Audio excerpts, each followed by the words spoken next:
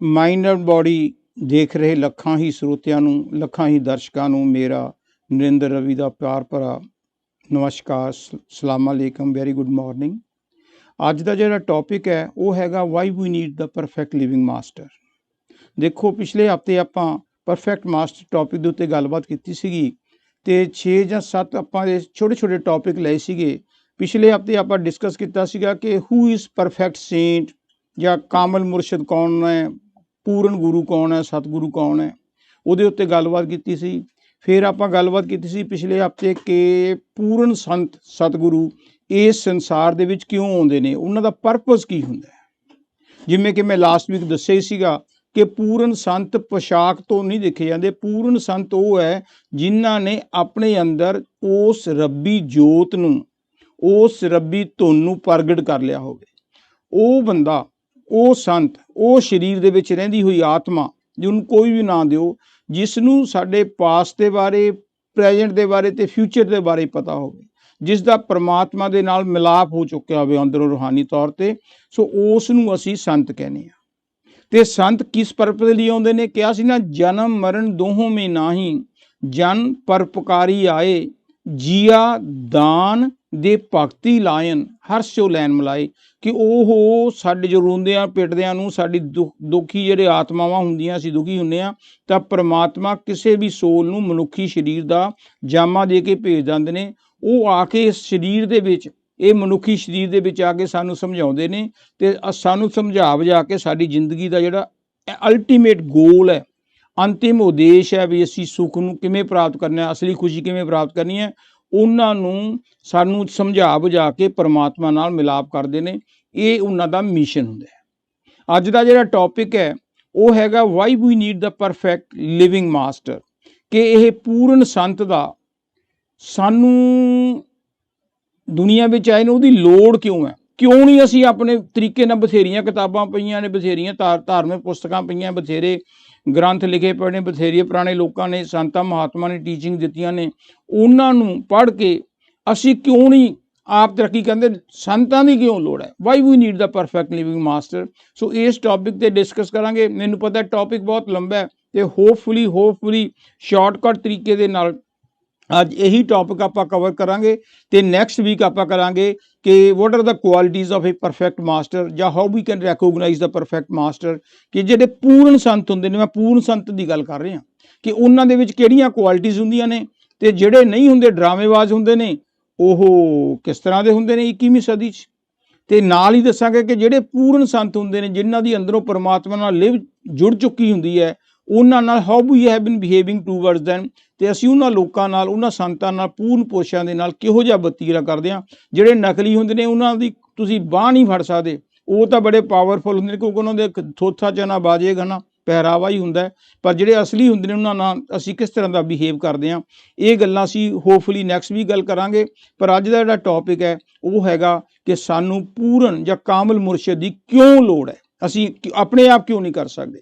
ਦੇਖ ਲਓ, ਜਿਹੜਾ ਪੂਰਨ ਸੰਤ ਹੁੰਦਾ ਨਾ, ਉਹਨੂੰ ਸਮਝਣ ਤੋਂ ਪਹਿਲਾਂ ਸਾਨੂੰ ਇਹ ਸਮਝਣ ਦੀ ਜ਼ਰੂਰਤ ਹੈ ਕਿ ਜਿੰਨਾ ਵੀ ਗਿਆਨ ਹੈ, ਨੌਲੇਜ ਹੈ, ਉਹ 3 ਪ੍ਰਕਾਰ ਦੀ ਹੁੰਦੀ ਹੈ।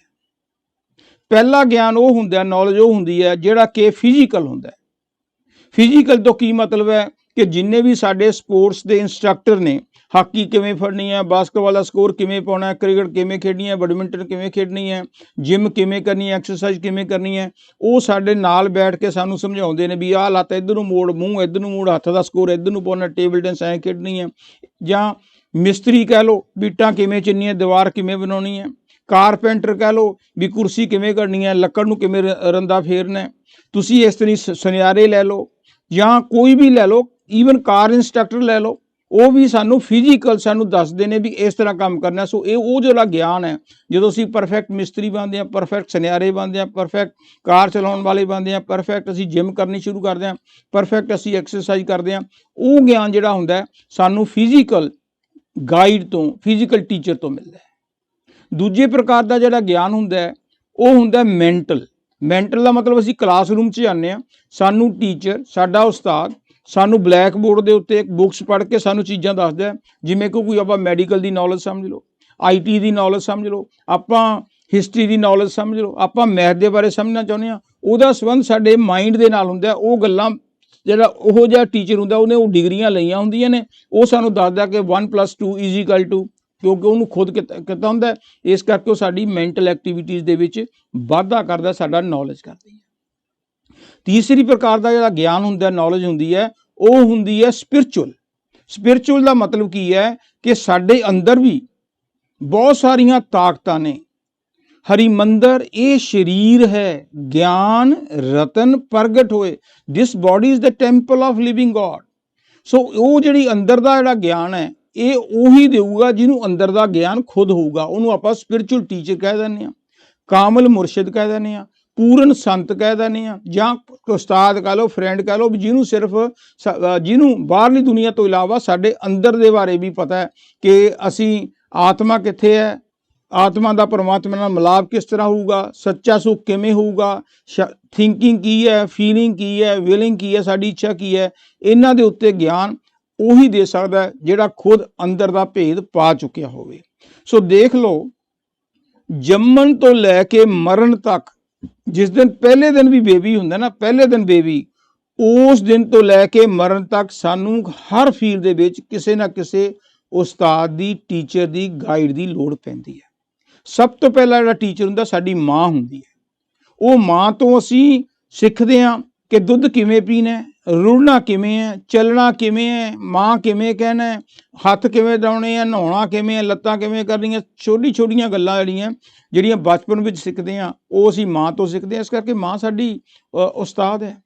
ਫਿਰ ਅਸੀਂ ਛੋਟੇ ਹੋ ਕੇ ਸਕੂਲ ਚਲੇ ਨੇ। ਉਸ ਤੋਂ ਬਾਅਦ ਸਕੂਲ ਦੇ ਵਿੱਚ ਜਾ ਕੇ ਸਾਨੂੰ ਟੀਚਰ ਦੱਸਦਾ A for Apple, B for book, C for cat. ਉਹ ਹੱਥ ਫੜ ਕੇ ਸਾਨੂੰ ਦੱਸਦਾ ਵੀ ਐਂ ਐਪਲ ਬਣ ਜਾਂਦੀ ਹੈ। ਉਹ ਐਪਲ ਦੀ ਮੂਹਰੇ ਫੋਟੋ ਬਣਾਉਂਦੇ ਨੇ ਵੀ ਆਹ ਕੀ ਹੈ, ਐਪਲ, A ਫਾਰ ਐਪਲ। ਸੋ ਇਸੇ ਤਰ੍ਹਾਂ ਹੀ 1 2 3 ਗਿਣਤੀ ਸਿਖਾਉਂਦੇ ਨੇ। ਉਹ ਸਾਡਾ ਸਕੂਲ ਦੇ ਵਿੱਚ ਪ੍ਰਾਇਮਰੀ ਟੀਚਰ ਬਣ ਜਾਂਦੇ ਨੇ। ਫਿਰ ਅਸੀਂ ਕਾਲਜ, ਯੂਨੀਵਰਸਿਟੀ ਜਾਂਦੇ ਹਾਂ, ਉੱਥੇ ਸਾਡੇ ਪ੍ਰੋਫੈਸਰ ਉਸਤਾਦ ਹੁੰਦੇ ਨੇ। ਸੋ ਇਸੇ ਤਰ੍ਹਾਂ ਹੀ ਚੱਲਦੇ ਅਸੀਂ ਕਹਿਣ ਦਾ ਪਰਪਸ ਇਹ ਹੈ, ਭਾਵ ਇਹ ਹੈ ਕਿ ਦੁਨੀਆ ਦੇ ਹਰ ਕੋਨੇ ਦੇ ਵਿੱਚ ਹਰ ਗਿਆਨ ਨੂੰ ਸਿੱਖਣ ਦੇ ਲਈ ਸਾਨੂੰ ਕਿਸੇ ਨਾ ਕਿਸੇ ਉਸਤਾਦ ਦੀ ਲੋੜ ਪੈਂਦੀ ਹੈ। ਆਪਾਂ ਕੈਨੇਡਾ ਦੀ ਐਗਜ਼ਾਮਪਲ ਲੈ ਲਓ। ਕੈਨੇਡਾ ਦੇ ਵਿੱਚ ਕਾਰ ਇਜ਼ ਵੈਰੀ ਨੈਸੈਸਰੀ। ਇੰਡੀਆ 'ਚ ਤਾਂ ਚੱਲ ਜਾਓ, ਸਕੂਟਰ 'ਤੇ ਚਲੇ ਜਾਓ, ਬਾਜ਼ਾਰ ਨੇੜੇ ਹੁੰਦੇ, ਤੁਰ ਕੇ ਵੀ ਜਾ ਕੇ ਆਪਾਂ ਸਬਜ਼ੀ ਖਰੀਦ ਲਿਆਉਂਦੇ ਹਾਂ। ਇੱਥੇ ਤਾਂ ਜੇ ਗਰੋਸਰੀ ਕਰਨੀ ਪਵੇ ਤੁਹਾਨੂੰ ਕਾਰ ਦੀ ਲੋੜ ਪੈਂਦੀ ਹੈ। ਸਕੂਟਰ 'ਤੇ, ਸਾਈਕਲ 'ਤੇ ਤਾਂ ਗੱਲ ਚੱਲਣੀ ਨਹੀਂ। ਸੋ ਕਾਰ ਜਦੋਂ ਚਲਾਉਣੀ ਸਿੱਖਦੇ ਹਾਂ, ਦੇਖ ਲਓ ਇਫੈਕਟ ਹੈ ਕਿ ਸਾਨੂੰ ਕਾਰ ਉਦੋਂ ਚਲਾਉਣੇ ਆ ਜਦੋਂ ਸਾਨੂੰ ਕੋਈ ਇੰਸਟਰਕਟਰ, ਕਾਰ ਇੰਸਟਰਕਟਰ, ਉੱਪਰ ਲਿਖਣ ਦੇ ਸਕੂਲ ਡਰਾਈਵਿੰਗ ਵਾਲੇ, ਉਹ ਜਿਹੜਾ ਇੰਸਟਰਕਟਰ ਹੈ ਸਾਡੇ ਨਾਲ ਖੁਦ ਬੈਠ ਕੇ, ਉਹਦੇ ਕੋਲੇ 2 ਬ੍ਰੇਕਾਂ ਆਉਂਦੀਆਂ ਉਸ ਕਾਰ 'ਚ, ਇੱਕ ਸਾਡੇ ਲਈ, ਇੱਕ ਉਹਦੇ ਲਈ, ਵੀ ਕਦੇ ਐਵੇਂ ਨਾ ਜਾ ਕੇ ਕਿਸੇ ਕਾਰ 'ਚ ਠੋਕ ਦਈਏ, ਤੇ ਉਹ ਬ੍ਰੇਕ ਤੇ ਕੰਟਰੋਲ ਰੱਖਦਾ। ਸੋ ਉਹ ਇੰਸਟਰਕਟਰ ਕੀ ਕਰਦਾ, ਸਾਡੇ ਨਾਲ ਉਸੇ ਕਾਰ 'ਚ ਬੈਠ ਕੇ ਸਾਨੂੰ ਲੈਸਨ ਦਿੰਦਾ ਕਿ ਕਾਰ ਦੀਆਂ ਬ੍ਰੇਕਾਂ ਕਿਵੇਂ ਲਾਉਣੀਆਂ, ਸਪੀਡ ਕਦੋਂ ਦੇਣੀ ਹੈ, ਕਿੱਥੇ ਦੇਣੀ ਹੈ, ਸ਼ੀਸ਼ੇ ਨੂੰ ਕਿਵੇਂ ਸੈੱਟ ਕਰਨਾ ਹੈ, ਬਲਾਈਂਡ ਸਪੌਟ ਕਿਵੇਂ ਦੇਖਣਾ, ਲੇਨ ਕਿਵੇਂ ਚੇਂਜ ਕਰਨੀ ਹੈ, ਐਮਰਜੈਂਸੀ ਲਾਈਟਾਂ ਜੇ ਲਾਉਣੀਆਂ ਪੈਣ ਤਾਂ ਕਿੱਥੇ ਨੇ ਤੇ ਕਦੋਂ ਲਾਉਣੀਆਂ ਤੇ ਕਿਵੇਂ ਲਾਉਣੀਆਂ ਨੇ, ਤੇ ਜਿਹੜੀਆਂ ਲਾਈਟਾਂ ਹੁੰਦੀਆਂ ਰੈੱਡ, ਗ੍ਰੀਨ ਤੇ ਯੈਲੋ, ਉਹਦੇ ਵਿੱਚ ਕਦੋਂ ਖੜਾਉਣਾ ਹੈ, ਕਦੋਂ ਚੱਲਣਾ ਹੈ, ਕਦੋਂ ਰੁਕਣਾ ਹੈ, ਇਹਦੇ ਬਾਰੇ ਦੱਸਦੇ ਨੇ। ਸੋ ਕਹਿਣ ਦਾ ਮੇਰਾ ਭਾਵ ਇਹ ਹੈ ਕਿ ਜਦੋਂ ਅਸੀਂ ਕਾਰ ਇੰਸਟਰਕਟਰ ਦੀ ਹਦਾਇਤ ਤੇ ਉਹਦੀ ਗਾਈਡੈਂਸ ਲੈ ਕੇ ਬਾਰ-ਬਾਰ ਪ੍ਰੈਕਟਿਸ ਕਰਦੇ ਹਾਂ ਤਾਂ ਅਸੀਂ ਕਾਰ ਚਲਾਉਣ ਦੇ ਵਧੀਆ ਡਰਾਈਵਰ ਬਣ ਜਾਂਦੇ ਹਾਂ। ਪਰ ਵਧੀਆ ਡਰਾਈਵਰ ਸਿਰਫ ਉਦੋਂ ਹੀ ਬਣੇ ਜਦੋਂ ਇੰਸਟਰਕਟਰ ਕੋਲੋਂ ਗੁਰੂ ਮੰਤਰ ਲੈ ਕੇ ਉਹਨਾਂ ਦਾ ਅਮਲੀ ਜਾਮਾ, ਉਹਨੂੰ ਅਮਲੀ ਰੂਪ, ਉਹਨੂੰ ਪ੍ਰੈਕਟੀਕਲ ਸ਼ੇਪ ਦਿੱਤੀ। ਇਸੇ ਤਰ੍ਹਾਂ ਜੇਕਰ ਅਸੀਂ ਸੱਚੀ ਖੁਸ਼ੀ ਦੀ ਤਲਾਸ਼ ਵਿੱਚ ਰਹਿੰਦੇ ਹਾਂ, ਹਰ ਬੰਦਾ ਚਾਹੁੰਦਾ ਕਿ ਮੈਨੂੰ ਖੁਸ਼ੀ ਮਿਲੇ, ਤਾਂ there is no doubt in it. ਦੁਨੀਆ ਦਾ ਕੋਈ ਵੀ ਬੰਦਾ ਉਹ ਚਾਹੁੰਦਾ ਕਿ ਮੈਨੂੰ ਸੁੱਖ ਮਿਲਣ, ਆਰਾਮ ਮਿਲੇ, ਐਸ਼ ਮਿਲੇ ਤੇ ਦੁੱਖ ਮੇਰੇ ਨੇੜੇ ਵੀ ਨਾ ਹੋਣ। ਸੋ ਜਦੋਂ ਅਸੀਂ ਸੱਚੀ ਖੁਸ਼ੀ ਦੀ ਤਲਾਸ਼ ਵਿੱਚ ਰਹਿੰਦੇ ਹਾਂ, ਜਾਂ ਐਂ ਕਹਿ ਲਓ ਜਦੋਂ ਅਸੀਂ ਉਸ ਰੱਬੀ ਜੋਤ ਜਾਂ ਰੱਬੀ ਧੁਨ ਨੂੰ ਅੰਦਰੋਂ ਸੁਣਨਾ ਚਾਹੁੰਦੇ ਹਾਂ, ਉਹਦੇ ਨਾਲ ਮਿਲਾਪ ਕਰਨਾ ਚਾਹੁੰਦੇ ਹਾਂ, ਤਾਂ ਉਹਦਾ ਭੇਦ ਪਾਉਣ ਦੇ ਲਈ ਵੀ ਕਿਸੇ ਉਸਤਾਦ ਦੀ, ਕਾਮਲ ਮੁਰਸ਼ਿਦ ਦੀ, ਪੂਰਨ ਸੰਤ ਦੀ ਲੋੜ ਹੁੰਦੀ ਹੈ। ਉਸ ਤੋਂ ਬਿਨਾਂ ਅਸੀਂ ਅੰਦਰ ਕਦੇ ਵੀ ਉਸ ਰੱਬੀ ਜੋਤ ਦੇ ਨਾਲ ਮਿਲਾਪ ਨਹੀਂ ਕਰ ਸਕਦੇ। ਗੁਰੂ ਸਾਹਿਬ ਨੇ ਕਿਹਾ ਸੀ ਨਾ, ਆਪਨ ਲੀਏ ਜੇ ਮਿਲਾਂ, ਆਪਨ ਲੀਏ ਜੇ ਮਿਲੇ ਵਿਛੜ ਕਿਉ ਰੋਵਨ, that it is not possible to find God by our own independent efforts। ਆਪਣੀ ਮਰਜ਼ੀ ਦੇ ਨਾਲ ਤੁਸੀਂ ਪਰਮਾਤਮਾ ਨਹੀਂ ਲੱਭ ਸਕਦੇ।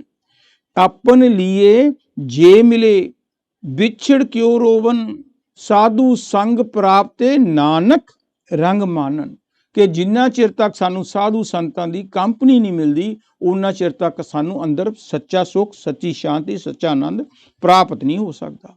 इस करके तां आसा दी वार गुरु ग्रंथ साहब विच पढ़ोगे, आसा दी वार दे विच बड़ा साफ लिखिया है कि जे सौ चंदा उगवे सूरज चढ़े हजार, एता चानन हुंदियां गुरु बिन घोर अंधार। कि जे अंदरला ज्ञान लैना ना, जे 100 सूरज भी 100 चंद्रमे की भी रोशनी हो जाए, 1000 सूरज की भी रोशनी हो जाए, पर साडे अंदर हनेरा ही हनेरा आउणा है।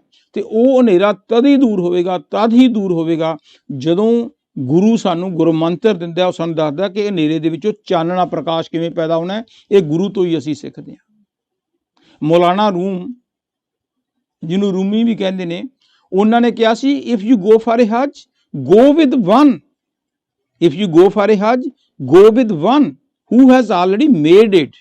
ਜਿਹੜਾ ਉਸ ਨੂੰ ਹਜ ਨੂੰ ਕਈ ਵਾਰ ਕਰ ਚੁੱਕਿਆ ਹੋਵੇ ਉਹਦੇ ਨਾਲ ਜਾਏਗਾ, ਫਿਰ ਹੀ ਤੈਨੂੰ ਹਜ ਦਾ ਪਤਾ ਲੱਗੇਗਾ। ਜਾਂ ਇਹਨੂੰ ਸਿੰਪਲ ਤਰੀਕੇ ਨਾਲ ਕਹਿ ਸਕਦਾ, ਇਫ ਯੂ ਗੋ ਫॉर ए हज ਟੇਕ ए ਹਾਜੀ, ਹਾਜੀ ਉਹ ਜਿਹਨੇ ਹਜ ਕੀਤੇ ਹੋਣ, ਟੇਕ ए ਹਾਜੀ ਵਿਦ ਯੂ। ਇਹ ਦੇਖ ਲਓ, ਇਹ ਸੰਤਾਂ ਦੀ ਇੰਪੋਰਟੈਂਸ ਹੈ। ਸੰਤ ਕਿਉਂ ਜ਼ਰੂਰੀ ਨੇ ਜੀ? ਮੈਂ ਇੱਕ ਛੋਟੀ ਜਿਹੀ ਐਗਜ਼ਾਮਪਲ ਦਿੰਦਾ ਕਿ ਇੱਕ ਵਾਰ ਕੋਈ ਪੂਰਨ ਸੰਤ ਸਟੇਜ ਤੋਂ ਸਤਸੰਗ ਕਰ ਰਿਹਾ ਸੀਗਾ, ਸਪਿਰਚੁਅਲ ਟੀਚਿੰਗਸ ਦੇ ਰਿਹਾ ਸੀਗਾ। ਸੰਗਤ ਬੈਠੀ ਸੀ ਥੱਲੇ, ਕੁਦਰਤੀ ਗਰਮੀ ਦਾ ਮੌਸਮ ਸੀਗਾ, ਬਹੁਤ ਤੇਜ਼ ਧੁੱਪ ਸੀ ਤੇ ਚਾਹੇ ਪੱਖੇ ਲੱਗੇ ਸੀ ਪਰ ਫਿਰ ਵੀ ਕਮੀਜ਼ਾਂ ਦੇ ਵਿੱਚ, ਕੱਪੜਿਆਂ ਦੇ ਵਿੱਚ ਪਸੀਨਾ ਆ ਰਿਹਾ ਸੀ। ਲੋਕ ਮੱਥੇ ਤੇ ਪਸੀਨਾ ਪਹੁੰਚ ਰਹੇ ਸੀਗੇ। ਜਦੋਂ ਉਹ ਸੰਤ ਨੇ ਸਤਸੰਗ ਕੀਤਾ ਤਾਂ ਪਿੱਛੋਂ ਇੱਕ ਨੌਜਵਾਨ ਖੜਾ ਹੋ ਗਿਆ ਹੱਥ ਜੋੜ ਕੇ। ਉਹ ਕਹਿੰਦਾ, ਸੰਤ ਜੀ ਮੇਰਾ ਇੱਕ ਸਵਾਲ ਹੈ। ਤੇ ਸੰਤਾਂ ਨੇ ਕਿਹਾ, ਪੁੱਛੋ ਬੇਟਾ ਕੀ ਸਵਾਲ ਹੈ?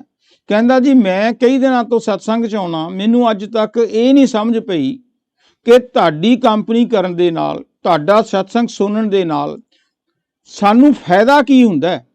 ਕੀ ਫਾਇਦਾ ਹੁੰਦਾ? ਕਹਿੰਦਾ ਆਉਣੇ ਆ ਕੇ ਪੁੰਜੇ ਬਹਿ ਜਾਂਦੇ ਆ, ਬਹਿ ਕੇ ਤੁਸੀਂ ਬੋਲ ਜਾਂਦੇ ਹੋ, ਬੋਲ ਕੇ ਅਸੀਂ ਘਰੇ ਚਲੇ ਜਾਂਦੇ ਹਾਂ, ਸਾਨੂੰ ਤਾਂ ਕੋਈ ਫਾਇਦਾ ਹੋਇਆ ਨਹੀਂ, ਸਾਡੀ ਤਾਂ ਕੋਈ ਰੂਹਾਨੀ ਤਰੱਕੀ ਹੋਈ ਨਹੀਂ। ਤੁਹਾਡੀ ਕੰਪਨੀ ਕਰਨ ਨਾਲ, ਤੁਹਾਡੇ ਸਤਸੰਗ ਸੁਣਨ ਨਾਲ, ਤੁਹਾਡੇ ਕੋਲ ਬੈਠਣ ਨਾਲ ਸਾਡਾ ਕੀ ਫਾਇਦਾ ਹੋਊਗਾ? ਮੈਨੂੰ ਸਮਝਾਓ ਗੱਲ। ਸੰਤਾਂ ਨੇ ਕਿਹਾ, ਬੇਟਾ ਓਕੇ ਤੂੰ ਇੰਜ ਕਰ, ਆ ਜਾ ਮੇਰੇ ਕੋਲ ਸਟੇਜ ਤੇ ਆ ਜਾ। ਉਹ ਚੁੱਪ ਕਰਕੇ ਨੀਵੀਂ ਜੀ ਪਾ ਕੇ ਸਟੇਜ ਤੇ ਆ ਕੇ ਬਹਿ ਗਿਆ। ਕਹਿੰਦੇ ਇੱਥੇ ਬਹਿ ਜਾ ਮੇਰੇ ਨਾਲ ਹੀ। ਜਦੋਂ ਉਹ ਨਾਲ ਬੈਠ ਗਿਆ ਤੇ ਸੰਤਾਂ ਨੇ ਆਪਣਾ ਜਿਹੜਾ ਸਤਸੰਗ ਸੀਗਾ ਉਹ ਕੰਟੀਨਿਊ ਰੱਖਿਆ। ਅੱਧਾ ਘੰਟਾ ਪੌਣਾ ਘੰਟਾ ਸੰਤ ਬੋਲਦੇ ਰਹੇ ਤੇ ਬਾਅਦ ਦੇ ਵਿੱਚ ਜਦੋਂ ਉਹ ਸਤਸੰਗ ਖਤਮ ਕਰਨ ਲੱਗੇ, ਉਹਨੂੰ ਲੱਗਿਆ, ਮੁੰਡੇ ਨੂੰ ਪਤਾ ਵੀ ਇਹਦਾ ਹੁਣ ਸਤਸੰਗ ਖਤਮ ਹੋਣ ਲੱਗਿਆ, ਉਹ ਫੇਰ ਖੜਾ ਹੋ ਗਿਆ ਸਟੇਜ ਦੇ ਉੱਤੇ ਹੀ। ਕਹਿੰਦਾ, ਮਹਾਰਾਜ ਜੀ ਮੇਰੇ ਸਵਾਲ ਦਾ ਤੁਸੀਂ ਜਵਾਬ ਤਾਂ ਦਿੱਤਾ ਨਹੀਂ, ਤੁਸੀਂ ਤਾਂ ਸਤਸੰਗ ਖਤਮ ਕਰਨ ਲੱਗੇ ਹੋ। ਕਿ ਮੇਰਾ, ਕਹਿੰਦੇ ਤੇਰਾ ਸਵਾਲ ਕੀ ਸੀਗਾ? ਕਹਿੰਦਾ ਮੇਰਾ ਸਵਾਲ ਇਹ ਸੀਗਾ ਵੀ ਤੁਹਾਡੀ ਕੰਪਨੀ 'ਚ ਬੈਠਣ ਨਾਲ, ਤੁਹਾਡੇ ਨਾਲ ਮਿਲਾਪ ਕਰਨ ਨਾਲ ਸਾਡਾ ਰੂਹਾਨੀ ਕੀ ਫਾਇਦਾ ਹੋਊਗਾ, ਸਾਨੂੰ ਕੀ ਤਰੱਕੀ ਹੋਊਗੀ? ਉਹ ਕਹਿੰਦਾ, ਬੇਟਾ ਤੈਨੂੰ ਇਹ ਨਹੀਂ ਪਤਾ ਲੱਗਿਆ ਕਿ ਤੇਰੇ ਸਵਾਲ ਦਾ ਜਵਾਬ ਮਿਲ ਗਿਆ? ਉਹ ਕਹਿੰਦਾ ਨਹੀਂ ਜੀ, ਮੈਨੂੰ ਤਾਂ ਸਮਝ ਨਹੀਂ ਲੱਗਿਆ, ਪਤਾ ਨਹੀਂ ਤੁਸੀਂ ਕਿਹੜੀ ਗੋਲ ਮੋਲ ਗੱਲ ਕੀਤੀ ਹੈ, ਮੈਨੂੰ ਤਾਂ ਨਹੀਂ ਪਤਾ ਲੱਗਿਆ ਕਿ ਸੰਤਾਂ ਦੀ ਸੰਗਤ ਵਿੱਚ ਆਉਣ ਦਾ ਕੀ ਫਾਇਦਾ ਹੈ। ਉਹ ਕਹਿੰਦਾ, ਦੇਖ ਬੇਟਾ, ਜਦੋਂ ਤੂੰ ਥੱਲੇ ਬੈਠਾ ਸੀ ਨਾ, ਉਦੋਂ ਤੂੰ ਮੱਥੇ ਤੋਂ ਆਪਣਾ ਪਸੀਨਾ ਪਹੁੰਚ ਰਿਹਾ ਸੀ, ਕੱਪੜੇ ਤੇਰੇ ਗਿੱਲੇ ਸੀ, ਠੀਕ ਹੈ ਨਾ? ਕਹਿੰਦਾ ਹਾਂਜੀ। ਕਹਿੰਦਾ ਜਦੋਂ ਤੂੰ ਮੇਰੇ ਸਟੇਜ ਤੇ ਆ ਕੇ ਇੱਥੇ ਆ ਕੇ ਬੈਠ ਗਿਆ, ਇੱਥੇ ਤੈਨੂੰ ਗਰਮੀ ਲੱਗੀ? ਮੁੰਡਾ ਕਹਿੰਦਾ ਨਹੀਂ ਜੀ, ਸਗੋਂ ਇੱਥੇ ਤਾਂ ਏਸੀ ਦੀ ਠੰਡੀ ਹਵਾ ਚੱਲ ਰਹੀ ਸੀ। ਕਹਿੰਦੇ ਫਿਰ ਸੰਤ ਕਹਿੰਦੇ ਬੇਟਾ ਐਂ ਦੱਸ ਵੀ ਜਿਹੜਾ ਏਸੀ ਲਾਇਆ ਜਾਂ ਜਿਹੜਾ ਪੱਖਾ ਲਾਇਆ ਇਹ ਤੇਰੇ ਲਈ ਲਾਇਆ ਸੀ ਕਿ ਮੇਰੇ ਲਈ? ਉਹ ਕਹਿੰਦਾ ਜੀ ਆਫਕੋਰਸ ਤੁਹਾਡੇ ਲਈ ਲਾਇਆ ਸੀ। ਉਹ ਕਹਿੰਦੇ ਜੇ ਇਹ ਏਸੀ ਜਾਂ ਪੱਖਾ ਮੇਰੇ ਲਈ ਹੈ ਤੇ ਤੂੰ ਮੇਰੇ ਕੋਲ ਆ ਕੇ ਬੈਠ ਕੇ ਲਾਭ ਲੈ ਰਿਹਾ, ਤੈਨੂੰ ਵੀ ਠੰਡ ਪੈ ਗਈ, ਗਰਮੀ ਤੋਂ ਬਚ ਕੇ ਹੁਣ ਤੂੰ ਆਨੰਦ ਲੈ ਰਹੇ ਹੈ। ਇਸੇ ਤਰ੍ਹਾਂ ਹੀ ਜਿਹੜੇ ਸੰਤ ਮਹਾਤਮਾ ਹੁੰਦੇ ਨੇ ਉਹ ਮਿਹਨਤ ਕਰਕੇ ਭਗਤੀ ਕਰਦੇ ਨੇ। ਜਦੋਂ ਭਗਤੀ ਕਰਦੇ ਨੇ ਉਹਨਾਂ ਦਾ ਅੰਦਰਲਾ ਪਰਦਾ ਖੁੱਲ੍ਹ ਚੁੱਕਿਆ ਹੁੰਦਾ ਹੈ। ਜਦੋਂ ਉਹਨਾਂ ਦਾ ਅੰਦਰਲਾ ਪਰਦਾ ਖੁੱਲ੍ਹਦਾ, ਉਹਨਾਂ ਦੀ ਜਿਹੜੀ ਮਿਹਨਤ ਕੀਤੀ ਹੁੰਦੀ ਹੈ ਤਾਂ ਉਸ ਵੇਲੇ ਪਰਮਾਤਮਾ ਦੀਆਂ ਰਹਿਮਤਾਂ ਉਹਨਾਂ 'ਤੇ ਬਰਸ ਰਹੀਆਂ ਹੁੰਦੀਆਂ ਨੇ। ਅਤੇ ਜਿਹੜੀਆਂ ਪਰਮਾਤਮਾ ਮਿਹਨਤ ਤਾਂ ਸੰਤ ਕਰਦੇ ਨੇ, ਸੰਤਾਂ ਦੀ ਮਿਹਨਤ ਕਰਕੇ ਪਰਮਾਤਮਾ ਉਹਨਾਂ 'ਤੇ ਰਹਿਮਤ ਕਰਦਾ, ਉਹਨਾਂ ਦੇ ਮੂੰਹ 'ਚੋਂ ਸੰਤਾਂ ਦੇ ਜੋ ਨਿਕਲਿਆ ਪਰਮਾਤਮਾ ਉਹਨਾਂ ਦੇ ਬਚਨ ਪੂਰੇ ਕਰਦਾ ਹੈ। ਅਤੇ ਜਿਸ ਤਰ੍ਹਾਂ ਤੂੰ ਮੇਰੇ ਕੋਲੇ ਆ ਕੇ ਪੱਖੇ ਦੀ ਠੰਡੀ ਹਵਾ ਲੈ ਲਈ, ਬਣਿਆ ਤਾਂ ਪੱਖਾ ਮੇਰੇ ਲਈ ਸੀ, ਏਸੀ ਮੇਰੇ ਲਈ ਸੀ, ਤੂੰ ਠੰਡੀ ਹਵਾ ਲੈ ਲਈ, ਉਸੇ ਤਰ੍ਹਾਂ ਹੀ ਸੰਤ ਮਿਹਨਤ ਕਰਦੇ ਨੇ, ਪਰ ਉਹਨਾਂ ਦੀ ਕੰਪਨੀ ਦੇ ਵਿੱਚ ਆ ਕੇ ਉਹ ਵੀ ਜਿਹੜੀਆਂ ਪਰਮਾਤਮਾ ਦੀਆਂ ਰਹਿਮਤਾਂ ਹੁੰਦੀਆਂ ਨੇ, ਜਿਹੜੇ ਪਰਮਾਤਮਾ ਦੇ ਨਾਲ ਮਿਲਾਪ ਕਰਨ ਦੇ ਢੰਗ ਹੁੰਦੇ ਨੇ, ਉਹ ਅਸੀਂ ਸਿੱਖ ਲੈਣੇ ਅਤੇ ਅੰਦਰੋਂ ਸਾਡੀ ਤਰੱਕੀ ਹੋ ਜਾਂਦੀ ਹੈ। ਸੋ ਕਹਿਣ ਦਾ ਮਤਲਬ ਇਹ ਹੈ ਕਿ ਪੂਰਨ ਮੁਰਸ਼ਿਦ ਦੇ ਮਿਲਾਪ ਦੇ ਨਾਲ ਹਰ ਚੀਜ਼ ਸੰਭਵ ਹੋ ਸਕਦੀ ਹੈ। ਬਸ ਲੋੜ ਸ਼ਰਧਾ ਤੇ ਵਿਸ਼ਵਾਸ ਦੀ ਹੈ। ਜਿੰਨਾ ਚਿਰ ਤੱਕ ਸਾਨੂੰ ਵਿਸ਼ਵਾਸ ਨਹੀਂ, ਸਾਨੂੰ ਸ਼ਰਧਾ ਨਹੀਂ, ਉਹਨਾਂ ਚਿਰ ਤੱਕ ਅਸੀਂ ਪਰਮਾਤਮਾ ਨਾਲ ਮਿਲਾਪ ਨਹੀਂ ਕਰ ਸਕਦੇ। ਕਹਿੰਦੇ ਸਾਰੇ ਹੀ ਨੇ ਕਿ ਮੈਨੂੰ ਰੱਬ ਦੇ ਵਿੱਚ ਪੂਰਨ ਵਿਸ਼ਵਾਸ ਹੈ, ਪਰ ਇਹ ਵਿਸ਼ਵਾਸ ਹੈ ਨਹੀਂ। ਅਸੀਂ ਮੰਨਦੇ ਹਾਂ ਪਰ ਵਿਸ਼ਵਾਸ ਨਹੀਂ। ਮੈਂ ਕਈ ਵਾਰੀ ਐਗਜ਼ਾਮਪਲ ਦਿੱਤੀ ਹੈ ਮੁਸਤਫਾ ਡੇਂਜਰ ਦੀ, ਕਿ ਉਹ ਇੱਕ ਰੱਸੀ ਦੀ, ਲੋਹੇ ਦੀ ਰੱਸੀ ਦੇ ਉੱਤੇ 100-150 ਫੁੱਟ ਉਚਾਈ ਤੇ ਰੱਸੀ ਬੰਨ੍ਹ ਲਈ ਉਹਨੇ, ਉਹਦੇ ਉੱਤੇ ਮੋਟਰਸਾਈਕਲ ਚਲਾਇਆ ਇੱਕ ਕਾਰਨਰ ਤੋਂ ਦੂਜੇ ਕਾਰਨਰ ਤੇ। ਗਿਨੀਜ਼ ਬੁੱਕ ਦੇ ਵਿੱਚ ਉਹਦਾ ਨਾਂ ਹੈ। ਮੈਂ ਖੁਦ ਟੀਵੀ ਤੇ ਦੇਖਿਆ ਅੱਜ ਤੋਂ 5-6 ਸਾਲ ਪਹਿਲਾਂ, ਜਦੋਂ ਉਹਦਾ ਪ੍ਰੋਗਰਾਮ ਲਾਈਵ ਆ ਰਿਹਾ ਸੀਗਾ। ਤੇ ਜਦੋਂ ਉਹ ਥੱਲੇ ਉਤਰਿਆ ਤਾਂ ਉਹਨੇ ਦੱਸਿਆ ਕਿ ਮੈਂ ਇਹ ਬਹੁਤ ਪ੍ਰੈਕਟਿਸ ਕੀਤੀ ਹੈ, ਤਾਂ ਮੈਂ ਮੋਟਰਸਾਈਕਲ ਤਾਰ ਦੇ ਉੱਤੇ ਚਲਾ ਕੇ ਇੱਕ ਕਾਰਨਰ ਤੋਂ ਦੂਜੇ ਕਾਰਨਰ ਤੇ ਗਿਆ। ਤੁਸੀਂ ਦੇਖ ਲਓ, ਕੋਈ ਮੈਂ ਕਾਲਾ ਜਾਦੂ ਤਾਂ ਨਹੀਂ ਕੀਤਾ, ਕੋਈ ਹਿਪਨੋਟਾਈਜ਼ ਤਾਂ ਨਹੀਂ ਕੀਤਾ। ਕਹਿੰਦੇ ਨਹੀਂ, ਸਾਨੂੰ ਪੂਰਨ ਯਕੀਨ ਆ, ਅਸੀਂ ਦੇਖਿਆ ਆਪਣੀਆਂ ਅੱਖਾਂ ਨਾਲ। ਉਹ ਕਹਿੰਦਾ ਜੇ ਤੁਸੀਂ ਆਪਣੀਆਂ ਅੱਖਾਂ ਨਾਲ ਵੀ ਦੇਖਿਆ, ਤੁਸੀਂ ਮੰਨਦੇ ਵੀ ਹੋ, ਚਲੋ ਆਪਾਂ ਇੱਕ ਵਾਰੀ ਫੇਰ ਮੋਟਰਸਾਈਕਲ ਦੇ ਚੱਕਰ ਮਾਰ ਲਈਏ। ਕੋਈ ਨਹੀਂ ਗਿਆ, ਕਿਉਂਕਿ ਸਭ ਨੂੰ ਡਰ ਸੀ ਉਦੋਂ ਤਾਂ ਚਲਿਆ ਗਿਆ, ਸ਼ਾਇਦ ਹੁਣ ਥੱਲੇ ਹੀ ਨਾ ਡਿੱਗ ਕੇ ਮਰ ਜਾਈਏ। ਸੋ ਇਹ ਹੈਗਾ ਡਾਊਟ। ਅਸੀਂ ਵਿਸ਼ਵਾਸ ਨਹੀਂ ਕਰਦੇ, ਮੰਨੀ ਜਾਂਦੇ ਹਾਂ ਪਰ ਵਿਸ਼ਵਾਸ ਨਹੀਂ ਕਰਦੇ। ਜਦੋਂ ਅਸੀਂ ਕਹਿੰਦੇ ਹਾਂ ਵੀ ਰੱਬ ਹੈਗਾ, ਸਾਰੇ ਕਹਿੰਦੇ ਰੱਬ ਹੈਗਾ, ਹਨੂਮਾਨ ਜੀ ਦਾ ਹਨੂਮਾਨ ਚਾਲੀਸਾ ਕਰਦੇ ਹਾਂ, ਓਮ ਜੈ ਜਗਦੀਸ਼ ਕਰਦੇ ਹਾਂ, ਜਪਜੀ ਸਾਹਿਬ ਦੇ ਪਾਠ ਕਰਦੇ ਹਾਂ, ਗੁਰਦੁਆਰਾ ਸਾਹਿਬ ਜਾਂਦੇ ਹਾਂ, ਮੰਦਿਰ ਜਾਂਦੇ ਹਾਂ, ਪਰ ਪੂਰਨ ਸਾਨੂੰ ਵਿਸ਼ਵਾਸ ਨਹੀਂ। ਜੇ ਵਿਸ਼ਵਾਸ ਹੋਵੇ ਤਾਂ ਫਿਰ ਅਸੀਂ ਹੇਰਾ ਫੇਰੀਆਂ ਕਿਉਂ ਕਰੀਏ, ਫਿਰ ਅਸੀਂ ਝੂਠ ਕਿਉਂ ਬੋਲੀਏ, ਹਾਂਜੀ, ਫਿਰ ਅਸੀਂ ਦੌਲਤ ਦੇ ਮਗਰ, ਪੈਸੇ ਟਕੇ ਦੇ ਮਗਰ ਕਿਉਂ ਭੱਜੇ ਫਿਰੀਏ ਸਾਰਾ ਦਿਨ, ਜਦੋਂ ਕਿ ਪਤਾ ਵੀ ਅਸੀਂ ਖਾਲੀ ਕਰਕੇ ਜਾਣਾ, ਛੱਡ ਕੇ ਕੋਈ ਨਹੀਂ ਜਾਣਾ। ਸੋ ਅਸੀਂ ਫਿਰ ਸਿੱਧਾ ਪਰਮਾਤਮਾ ਦੇ ਨਾਲ ਪਿਆਰ ਕਿਉਂ ਨਹੀਂ ਪਾਉਂਦੇ? ਬੱਚਿਆਂ ਦੇ ਨਾਲ, ਗੁਆਂਢੀਆਂ ਨਾਲ ਜ਼ਿਆਦਾ ਪਿਆਰ ਹੈ, ਪੋਲੀਟਿਕਸ ਜ਼ਿਆਦਾ ਪਿਆਰ ਹੈ। ਸੋ ਇਸ ਕਰਕੇ ਅਸੀਂ ਮੰਨਦੇ ਹੀ ਹਾਂ, ਰੱਬ ਦੇ ਵਿੱਚ ਸਾਡਾ ਪੂਰਨ ਵਿਸ਼ਵਾਸ ਨਹੀਂ। ਸੋ ਉਹ ਜਿਹੜਾ ਪੂਰਨ ਵਿਸ਼ਵਾਸ ਹੈ ਉਹ ਸੰਤ ਪੈਦਾ ਕਰਦੇ ਨੇ। ਜਿਵੇਂ ਕਿ ਪਲਟੂ ਸਾਹਿਬ ਨੇ ਕਿਹਾ ਸੀ, ਪਲਟੂ ਚਾਹੇ ਸੋ ਕਰੇ। ਕੌਣ? ਸੰਤ। ਜੋ ਚਾਹੇ ਉਹਨਾਂ ਦੇ ਮੂੰਹ ਚੋਂ ਨਿਕਲ ਕੇ ਹੋ ਜਾਂਦੀ ਹੈ। ਉਨਸੇ ਸਭ ਕੁਛ ਹੋਏ, ਜੋ ਕਹਿ ਦੇਣਗੇ ਪੱਕੀ ਲਕੀਰ ਹੈ। ਮੈਂ ਤੁਹਾਨੂੰ ਛੋਟੀ ਜਿਹੀ ਐਗਜ਼ਾਮਪਲ ਦੇ ਦਿੰਦਾ। ਸਾਡੇ ਬੇਬੀ ਹੋਈ ਹੈ, ਉਹ ਡਾਕਟਰ ਨੇ ਕਿਹਾ ਸੀ ਕਿ 10 ਦਿਨ ਠਹਿਰ ਕੇ ਹੋਊਗੀ, ਕਿ 31 ਦੀ ਗੱਲ ਹੈ। ਸਾਡੀ ਆਪ ਵੀ ਡਾਕਟਰ ਨੇ, ਡਾਕਟਰ ਹੈ, ਉਹਨੇ ਕਿਹਾ ਵੀ ਡੈਡ ਉਹ ਡਾਕਟਰ ਦਾ ਕਹਿੰਦੇ 10 ਤਰੀਕ ਨੂੰ ਜਾਂ 11 ਤਰੀਕ ਨੂੰ ਹੋਊਗੀ। ਮੈਂ ਉਹਨੂੰ ਹਾਸੀ 'ਚ ਹੀ ਗੱਲ ਕਹੀ, ਮੈਂ ਕਿਹਾ ਦੇਖ ਬੇਟੇ, ਜਿਹੜੇ ਡਾਕਟਰ ਨੇ ਨਾ ਉਹ ਬੁੱਕਸ ਪੜ੍ਹ ਕੇ MD ਦੀਆਂ ਡਿਗਰੀਆਂ ਲਈਆਂ ਨੇ, ਉਹ ਐਕਸਪਰਟ ਨੇ, ਪਰ ਉਹ ਦੁਨਿਆਵੀ ਐਕਸਪਰਟ ਨੇ। ਇੱਕ ਹੋਰ ਵੱਡਾ ਸੰਤ ਵੀ ਹੈ ਜਿਹਦਾ ਸਾਰਾ ਕਾਨੂੰਨ ਚੱਲਦਾ, ਜੋ ਚਾਹੇ, ਜਿਵੇਂ ਇਹਨੇ ਕਹਿੰਦਾ ਪਲਟੂ ਚਾਹੇ ਜੋ ਕरें उनसे सब कुछ होए, राम का मिलना सहज है, संत मिलाओ जे होए। ਜੇ ਪਰਮਾਤਮਾ ਨੂੰ ਮਿਲਣਾ ਤੇ ਜੇ ਕੋਈ ਸੰਤ ਮਿਲ ਜੇ ਨਾ, ਉਹਦੇ ਕਰਕੇ ਹੀ, ਉਹਦੀ ਰਹਿਮਤ ਕਰਕੇ ਤੁਸੀਂ ਪਰਮਾਤਮਾ ਨਾਲ ਮਿਲ ਸਕਦੇ ਹੋ। ਇਸ ਕਰਕੇ ਜਿਹੜੀ ਮੈਂ ਗੱਲ ਕਹੀ ਸੀ ਵੀ ਸੰਤ ਡਾਕਟਰ ਕੋਈ ਹੋਰ ਵੀ ਵੱਡਾ 1 ਤਰੀਕ ਨੂੰ ਹੀ ਹੋ ਸਕਦਾ, ਉਹ 1 ਤਰੀਕ ਨਹੀਂ ਹੋਇਆ ਬੱਚਾ। ਸੋ ਕਹਿਣ ਦਾ ਮਤਲਬ ਕੋਈ ਜੋਤਿਸ਼ ਨਹੀਂ ਹੈ। ਜਿਹੜਾ ਬੰਦਾ ਅੰਦਰ ਭਗਤੀ ਕਰਦਾ, ਪਾਠ ਕਰਦਾ, ਇਹਦਾ ਨਹੀਂ ਚਿੱਟੇ ਕੱਪੜੇ ਪਾ ਲਏ, ਨੀਲੇ ਵਾਲੇ ਟਿੱਕਾ ਲੱਗਿਆ ਉਹਦੇ, ਲੰਬੇ ਬਾਲ ਰੱਖੇ ਹੋਣ ਸੇ, ਜਿਹਨੇ ਵੀ ਅੰਦਰਲਾ ਪਰਦਾ ਖੋਲਿਆ ਉਹ ਮੋਚੀ ਵੀ ਹੋ ਸਕਦਾ ਹੈ, ਉਹ ਰਾਖਸ਼ਾਲਾ ਵੀ ਹੋ ਸਕਦਾ ਹੈ, ਉਹ ਜੁੱਤੀਆਂ ਵੀ ਗੰਢਦਾ ਹੋ ਸਕਦਾ ਹੈ, ਉਹ ਪ੍ਰੋਫੈਸਰ ਵੀ ਹੋ ਸਕਦਾ, ਉਹ ਡਾਕਟਰ ਵੀ ਹੋ ਸਕਦਾ, ਕੋਈ ਵੀ ਹੋ ਸਕਦਾ। ਜਿਹਨੇ ਪਰਦਾ ਖੋਲਿਆ ਯੂਨੀਫਾਰਮ ਦੇ ਨਾਲ, ਪਹਿਰਾਵੇ ਨਾਲ ਕੋਈ ਨਹੀਂ, ਮਿਹਨਤ ਦਾ ਮਾਰਗ ਹੈ। ਜਿਹਨੇ ਵੀ ਅੰਦਰ ਕਰ ਲਿਆ ਉਹ ਸੰਤ ਹੈ। ਇਸੇ ਕਰਕੇ ਪਲਟੂ ਸਾਹਿਬ ਨੇ ਕਿਹਾ ਸੀ, ਪਲਟੂ ਸੰਤ ਜੋ पलटू चाहे सो करें, उनसे सब कुछ होए, राम का मिलना सहज है, संत मिला जो होए। बुल्ले शाह ने तो बड़ी सीधी जी गल कही। बुल्ले शाह कहंदे, बुल्लिया कर तू सोबत फकरां दी, सोबत हुंदा कंपनी, फकर कहंदे ने पूर्ण संतां नूं। बुल्लिया कर तू सोबत फकरां दी, तेरा रब नाल हो जू मेला। कहंदे जे रब नाल मिलाप करना तां फिर संगत ਜਿਹੜੀ ਤੇਰੀ ਸੰਗਤ ਹੈ, ਕੰਪਨੀ ਹੈ, ਉਹ ਪੂਰਨ ਸੰਤਾਂ ਨਾਲ ਹੋਣੀ ਚਾਹੀਦੀ ਹੈ। ਤੁਲਸੀ ਸਾਹਿਬ ਉੱਚ ਕੋਟੀ ਦੇ ਮਹਾਤਮਾ ਹੋਏ ਨੇ, ਉਹਨਾਂ ਨੇ ਕਿਹਾ ਸੀਗਾ, ਮੁਰਸ਼ਿਦੇ ਕਾਮਿਲ ਸੇ ਮਿਲ, ਮੁਰਸ਼ਿਦੇ ਕਾਮਿਲ ਸੇ ਮਿਲ, ਕਾਮਲ ਮੁਰਸ਼ਿਦ ਨੂੰ, ਪੂਰਨ ਸੰਤ ਨੂੰ ਮਿਲ। ਮੁਰਸ਼ਿਦੇ ਕਾਮਿਲ ਸੇ ਮਿਲ, ਸਿਦਕ ਔਰ ਸਬੂਰੀ ਸੇ ਐ ਤਕੀ, ਜੋ ਤੁਝੇ ਦੇਗਾ ਫਹਿਮ ਸ਼ਹ ਰੱਖ ਕੇ ਪਾਣੇ ਕੇ लिए। ਕਿ ਜਿਹੜੇ ਪੂਰਨ ਸੰਤ ਹੁੰਦੇ ਨੇ ਉਹ ਦੱਸਦੇ ਨੇ ਕਿ ਪ੍ਰਮਾਤਮਾ ਸਾਡੇ ਅੰਦਰ ਹੈ, ਤੇ ਅੰਦਰ ਕਿੱਥੇ ਹੈ ਤੇ ਕਿਵੇਂ ਅੰਦਰ ਵੜਨਾ ਹੈ, ਉਹ ਤੁਹਾਨੂੰ ਭੇਜ ਦੇਣਗੇ ਸ਼ਾਹ ਰਾਗ ਦੇ ਵਿੱਚ। ਸ਼ਾਹ ਰਾਗ ਤੋਂ ਰੱਬ ਦਿਸਦਾ ਨੇੜੇ। ਸੋ ਉਹ ਜਿਹੜਾ ਰੱਬ ਹੈ, ਉਹ ਸ਼ਾਹ ਰਾਗ ਜਿਹੜੀ 3rd ਆਈ ਹੈ ਨਾ, ਇਹਦੇ ਤੋਂ ਅੰਦਰ ਐਂਟਰ, 3rd ਆਈ ਤੇ ਕਿਵੇਂ ਪਹੁੰਚਣਾ, ਇਹ ਕਾਮਲ ਮੁਰਸ਼ਿਦ ਹੀ ਤੁਹਾਨੂੰ ਭੇਜ ਦਿੰਦਾ ਹੈ। ਇਸੇ ਕਰਕੇ ਕਾਮਲ ਮੁਰਸ਼ਿਦ ਦੀ ਇੰਪੋਰਟੈਂਸ ਦੇ ਬਾਰੇ ਲਿਖਿਆ ਹੈ ਬੁੱਲੇ ਸ਼ਾਹ ਨੇ ਕਿ ਨਾਜ ਮੈਨੂੰ ਹੈ ਆਪਣੇ ਮੁਰਸ਼ਿਦ ਤੇ, नाज मैनू है अपने मुर्शिद ते, मुर्शिद बिना कोई सच्चा यार है नहीं। रहमत जद तक ना होवे मुर्शिद दी, बेड़ी हुंदी जिंदगी दी पार है नहीं। ओदा जीवन त्रिग है जग उत्ते, मरना वो फिट लानता है। ओदा जीना त्रिग है जग उत्ते, ਜਿਹਦਾ ਮੁਰਸ਼ਿਦ ਨਾਲ ਪਿਆਰ ਹੈ ਨਹੀਂ, ਕਰ ਸੇਵਾ ਬੰਦਗੀ ਮੁਰਸ਼ਿਦ ਦੀ, ਆਣਾ ਦੂਜੀ ਵਾਰ, ਫਿਰ ਆਣਾ ਦੁਨੀਆ ਵਿੱਚ ਦੂਜੀ ਵਾਰ ਹੈ ਨਹੀਂ। ਕਿਉਂਕਿ it's a very precious life. ਮਨ ਜਨਮ ਦੁਰਲੰਭ ਹੈ, ਹੋਤ ਨਾ ਬਾਰੰਬਾਰ, ਜਿਉ ਬਨ ਫਲ ਪੱਕ ਭੂਈ ਗਰੇ, ਬਹੁ ਨਾ ਲਾਗੇ ਡਾਰ। ਜਿਸ ਤਰ੍ਹਾਂ ਦਰਖਤ ਤੋਂ ਇੱਕ ਪੱਕ ਕੇ ਫਲ ਡਿੱਗ ਪੈਂਦਾ ਨਾ, ਮੁੜ ਕੇ ਦਰਖਤ ਨਾਲ ਨਹੀਂ ਜੁੜ ਸਕਦਾ, ਇਸੇ ਤਰ੍ਹਾਂ ਹੀ ਜ਼ਿੰਦਗੀ ਇੱਕ ਵਾਰ ਮਿਲੀ ਹੈ, ਪ੍ਰੈਸ਼ੀਅਸ ਹੈ ਹਿਊਮਨ ਲਾਈਫ। ਸੋ ਇਸ ਕਰਕੇ ਮੁਰਸ਼ਿਦ ਦੀ ਕਹਿਣੇ ਤੇ ਚੱਲ, ਕੋਈ ਪੂਰਨ ਸਤਿਗੁਰੂ ਢੂੰਡ ਲੈ, ਮਿਲਾਪ ਕਰ ਲੈ, ਉਹ ਤੁਹਾਨੂੰ ਫਿਰ ਗੁਰਮੰਤਰ ਦੇਊਗਾ ਕਿ ਹਾਊ ਯੂ ਗੋ ਵਿਦਿਨ। ਇਹ ਗੱਲ ਤਾਂ ਦੇਖ ਲਓ ਨਾ, ਪੱਕੀ ਗੱਲ ਹੈ ਕਿ ਜਿਸ ਤਰ੍ਹਾਂ ਬਾਹਰੀ ਗਿਆਨ ਸਾਨੂੰ ਬਾਹਰਲੇ ਗੁਰੂ ਤੋਂ ਮਿਲਦਾ ਹੈ, ਉਸੇ ਤਰ੍ਹਾਂ ਹੀ ਅੰਦਰਲਾ ਗਿਆਨ ਸਾਨੂੰ ਅੰਦਰਲੇ ਗੁਰੂ ਤੋਂ ਮਿਲੂਗਾ, ਕਾਮਲ ਮੁਰਸ਼ਿਦ ਤੋਂ ਮਿਲੂਗਾ, ਪੂਰਨ ਸੰਤ ਸਤਿਗੁਰੂ ਤੋਂ ਮਿਲੇਗਾ। ਬੁੱਲੇ ਸ਼ਾਹ ਨੇ 5 ਸਾਨੂੰ ਐਗਜ਼ਾਮਪਲ ਦੇ ਕੇ ਇਹ ਗੱਲ ਸਮਝਾਉਣ ਦੀ ਕੋਸ਼ਿਸ਼ ਕੀਤੀ ਹੈ ਕਿ ਕਾਮਲ ਮੁਰਸ਼ਿਦ ਦੀ, ਪੂਰਨ ਸੰਤ ਸਤਿਗੁਰੂ ਦੀ ਲੋੜ ਕਿਉਂ ਹੈ। 5 ਗੱਲਾਂ ਕਿਹੜੀਆਂ ਨੇ? ਇੱਕ ਉਹਨਾਂ ਨੇ ਪਾਣੀ ਦੀ ਐਗਜ਼ਾਮਪਲ ਦਿੱਤੀ, ਇੱਕ ਉਹਨਾਂ ਨੇ ਸੂਰਜ ਦੀ ਐਗਜ਼ਾਮਪਲ ਦਿੱਤੀ, ਸੰਨ ਦੀ, ਇੱਕ ਉਹਨਾਂ ਨੇ ਪੰਛੀ ਦੇ ਫੰਗਾਂ ਦੀ ਐਗਜ਼ਾਮਪਲ ਦਿੱਤੀ, ਇੱਕ ਅੱਖਾਂ ਦੀ ਐਗਜ਼ਾਮਪਲ ਦਿੱਤੀ, ਇੱਕ ਪੈਰਾਂ ਦੀ ਐਗਜ਼ਾਮਪਲ ਦਿੱਤੀ। 5 ਕੀ ਕਹਿੰਦੇ ਨੇ? ਪਾਣੀ ਬਿਨਾ ਪਿਆਸ ਨਾ ਜਾਏ, ਲੱਖੋਂ ਕਰੇ ਉਪਾਏ, ਕਿ ਜਿੰਨੇ ਮਰਜ਼ੀ ਕੋਸ਼ਿਸ਼ਾਂ ਕਰ ਲਓ, ਜਦੋਂ ਵੀ ਪਿਆਸ ਬੁਝੂਗੀ ਤਾਂ ਪਾਣੀ ਨਾਲ। ਪਾਣੀ ਬਿਨਾ ਪਿਆਸ ਨਾ ਜਾਏ, ਲੱਖੋਂ ਕਰੋ ਉਪਾਏ।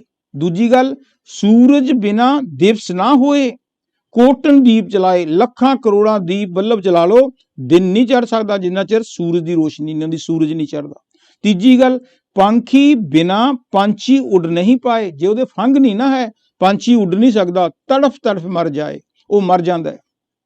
ਆਂਖ ਬਿਨਾ ਕੋਈ ਦੇਖ ਨਾ ਪਾਵੇ, ਜੇ ਅੰਨੇ ਹੋ ਜੀ, ਅੱਖਾਂ ਨਾਲ ਸਾਡੇ ਦਿਸਦਾ ਹੋਵੇ, ਆਂਖ ਬਿਨਾ ਕੋਈ ਦੇਖ ਨਾ ਪਾਵੇ, ਇਤ ਉੱਤ ਠੋਕਰ ਖਾਏ, ਇੱਧਰ ਉੱਧਰ ਠੋਕਰਾਂ ਖਾਂਦਾ ਫਿਰਦਾ। ਪਾਉ ਬਿਨਾ ਕੋਈ ਚੱਲ ਨਹੀਂ ਪਾਵੇ, ਖੜਾ ਪੜਾ ਪਛਤਾਵੇ, ਜੇ ਪਾਉ ਹੀ ਨਹੀਂ ਹੈ ਸਾਡੇ, ਫਿਰ ਬਿਸਤਰੇ ਦੇ ਪਏ ਅਸੀਂ ਪਛਤਾਉਂਦੇ ਹਾਂ ਵੀ ਜੇ ਮੇਰੇ ਪੈਰ ਹੁੰਦੇ ਮੈਂ ਬਾਥਰੂਮ ਆਪੀ ਚਲੇ ਜਾਂਦਾ, ਬਾਜ਼ਾਰ 'ਚ ਆਪੀ ਚਲੇ ਜਾਂਦਾ। ਇਸੇ ਤਰ੍ਹਾਂ ਹੀ 5 ਐਗਜ਼ਾਮਪਲਾਂ ਦਿੱਤੀਆਂ ਨਾ, ਪਾਣੀ ਦੀ, ਪਾਣੀ ਤੋਂ ਬਿਨਾਂ ਪਿਆਸ ਨਹੀਂ ਬੁਝਦੀ, ਸੂਰਜ ਤੋਂ ਬਿਨਾਂ ਦਿਨ ਨਹੀਂ ਚੜ੍ਹਦਾ, ਪੰਛੀ ਦੇ ਫੰਗ ਨਾ ਹੋਣ ਤਾਂ ਉਹ ਮਰ ਜਾਂਦਾ, ਅੱਖ ਨਾ ਸਾਡੀ ਦਿਸਦੀ ਹੋਵੇ, ਅੰਨੇ ਹੋਈਏ ਤਾਂ ਅਸੀਂ ਇੱਧਰ ਉੱਧਰ ਠੋਕਰਾਂ ਖਾਂਦੇ ਫਿਰਦੇ ਹਾਂ, ਪਾਉ ਨਾ ਹੋਣ ਤਾਂ ਅਸੀਂ ਮੰਜੇ ਦੇ ਪਾ ਕੇ ਤੜਫਦੇ ਹਾਂ। ਇਸੇ ਤਰ੍ਹਾਂ ਉਹਨੇ ਐਗਜ਼ਾਮਪਲਾਂ 5 ਦੇਣ ਤੋਂ ਬਾਅਦ ਕਿਹਾ ਬੁੱਲੇ ਸ਼ਾਹ ਨੇ, ਬਿਨਾਂ ਸੋਬਤ ਮੁਰਸ਼ਿਦ ਦੇ ਬੁੱਲਿਆ, ਸੋਬਤ ਦੀ ਕੰਮ ਜਿਹੜੀ ਬੁੱਲੇ ਦੀ ਮੁਰਸ਼ਿਦ ਦੀ ਕੰਪਨੀ ਹੈ, ਉਹਦੀ ਕੰਪਨੀ ਤੋਂ ਬਿਨਾਂ ਜਨਮ ਅਕਾਰਥ ਜਾਏ, ਕਿ ਫਿਰ ਤੇਰਾ ਜਿਹੜਾ ਜੰਮਣ ਦਾ ਜਿਹੜਾ ਪਰਪਸ ਹੈ ਉਹ ਬੇਫਜ਼ੂਲ, ਜੰਮਣ ਦਾ ਕੋਈ ਪਰਪਸ ਹੀ ਨਹੀਂ ਤੂੰ ਪੂਰਾ ਕੀਤਾ। ਜਿਸ ਤਰ੍ਹਾਂ ਜੰਮਿਆ ਖਾ ਪੀ ਕੇ ਤੁਰਦਾ ਬਣਿਆ, ਜਿਸ ਤਰ੍ਹਾਂ ਕਿ ਬਹੁਤੀ ਦੁਨੀਆ 99% ਤੁਰੀ ਜਾਂਦੀ ਹੈ, ਫਿਰ ਤੁਹਾਨੂੰ ਜ਼ਿੰਦਗੀ ਦਾ ਆਪਣਾ ਉਦੇਸ਼ ਜਿਹੜਾ ਪਰਪਸ ਲਈ ਤੁਸੀਂ ਇਸ ਦੁਨੀਆ 'ਚ ਆਏ ਹੋ ਉਹ ਪੂਰਾ ਨਹੀਂ ਹੋ ਸਕਦਾ। ਕਿਉਂ ਨਹੀਂ ਹੋ ਸਕਦਾ? ਕਿਉਂਕਿ ਕਰਦੇ ਤਾਂ ਅਸੀਂ ਸਾਰੇ ਕੋਸ਼ਿਸ਼ਾਂ ਵੀ ਰੱਬ ਨੂੰ ਲੱਭ ਲਈਏ, ਪਰ ਰੱਬ ਜਿੱਥੇ ਹੈਗਾ ਉੱਥੇ ਅਸੀਂ ਲੱਭਦੇ ਨਹੀਂ, ਤੇ ਜਿੱਥੇ ਨਹੀਂ ਹੈਗਾ ਉੱਥੇ ਅਸੀਂ ਟੱਕਰਾਂ ਮਾਰਦੇ ਫਿਰਦੇ ਹਾਂ। ਕਦੇ ਅਸੀਂ ਪਹਾੜਾਂ 'ਚ ਜਾਂਦੇ ਹਾਂ, ਕਦੇ ਜੰਗਲਾਂ 'ਚ ਜਾਂਦੇ ਹਾਂ, ਕਦੇ ਵਰਤ ਰੱਖਦੇ ਹਾਂ, ਕਦੇ ਪੁੰਨਦਾਨ ਕਰਦੇ ਹਾਂ, ਹਾਂਜੀ, ਕਦੇ ਭਾਈ ਜੀ ਦੀ ਗੱਲ ਸੁਣਿਆ, ਕਦੇ ਪੰਡਤ ਦੀ ਗੱਲ ਸੁਣਿਆ। ਜਿਵੇਂ ਪੰਡਤ ਜੀ ਨੇ ਪੜ੍ਹ ਪੰਡਤ ਔਰਾਂ ਸਮਝਾਏ, ਘਰ ਜਲ ਤੇ ਕੀ ਖਬਰ ਨਾ ਜਾਏ, ਉਹ ਵੇਦਾਂ ਸ਼ਾਸਤਰਾਂ ਤੋਂ ਤੁਕਾਂ ਪੜ੍ਹ ਕੇ ਸਾਨੂੰ ਸਲੋਕ ਪੜ੍ਹ ਕੇ ਸੁਣਾਉਂਦਾ, ਆਪ ਪੈਸੇ ਕਿੰਨੀ ਧਿਆਨ ਹੁੰਦਾ ਕਿ ਮੈਨੂੰ ਕਿੰਨੇ ਪੈਸੇ ਦਾ ਚੜਾਵਾ ਚੜੂਗਾ। ਉਹਨੇ ਕੀ ਤਰੱਕੀ ਕਰਨੀ ਜਦੋਂ ਉਹਨੇ ਖੁਦ ਹੀ ਨਹੀਂ ਕੀਤੀ, ਤੁਹਾਡੀ ਕੀ ਤਰੱਕੀ ਕਰੂਗੀ? ਕਬੀਰ ਸਾਹਿਬ ਨੇ ਕਿਹਾ ਸੀ ਨਾ, ਵਸਤੂ ਕਹੀਂ ढूंढे कहीं किबित आवे हाथ, कहो कबीर तब पाइए जब भेदी लीजिए साथ, भेदी लिया साथ कर दीन बस्त लखाए, कोट जन्म का पंध था पल में पहुंचा जाए, that the thing you want is at one place but we search for it at another, how can you ever find it? ਜਿੱਥੇ ਚੀਜ਼ ਹੈ ਹੀ ਨਹੀਂ, ਤੁਸੀਂ ਉੱਥੇ ਜਿੰਨੀਆਂ ਮਰਜ਼ੀ ਟੱਕਰਾਂ ਮਾਰ ਲਓ, ਤੁਹਾਨੂੰ ਉਹ ਚੀਜ਼ ਨਹੀਂ ਮਿਲੂਗੀ। ਚੀਜ਼ ਉਦੋਂ ਹੀ ਮਿਲੂਗੀ ਜਿੱਥੇ ਉਹ ਚੀਜ਼ ਹੈਗੀ।